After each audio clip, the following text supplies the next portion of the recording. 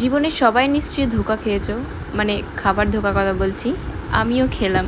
তো দেখো কিভাবে বানালাম। ছোলার ডালকে সারা রাত ভিজিয়ে রেখেছি, এবার মিক্সিতে পেস্ট করব। এতে আদা, কাঁচা লঙ্কা, নুন আর সামান্য জল নিয়ে একটা স্মুথ ব্যাটার তৈরি করে নিয়েছি। এরপর কড়াইয়ে সামান্য সর্ষের তেল নিয়ে মৌরি, কালো জিরে, হিং আর হলুদ গুঁড়ো দিয়ে এই যে ব্যাটারটা তৈরি করে রেখেছিলাম সেটা দিয়েছি। ভালো করে একটু নাড়াচাড়া করে নিয়েছি।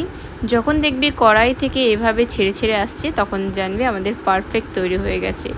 একটু ঠান্ডা হয়ে এলে আমরা একটা থালাতে ভালো করে সর্ষের তেল মাখিয়ে রেখেছি। এরপর আমি এখানে হাত দিয়ে এভাবে চেপে চেপে দিচ্ছি, তোমরা স্প্যাচুলার সাহায্যেও ইউজ করতে পারো। এরপর কাটার প্রসেসটা হচ্ছে, প্রথমে লম্বা লম্বা এভাবে দাগ করে কেটে নিয়েছি, তারপর ছুরিটাকে একটু সাইড করে একটু ক্যারাচে করে কেটেছি যাতে একটু বরফির আকার নেয়। তো দেখতে পাচ্ছ একদম পারফেক্ট বরফি সাইজ, একদম ধোকা রেডি। এরপর এগুলোকে গরম তেলে ফ্রাই করে নিলে ব্যাস রেডি ধোকা।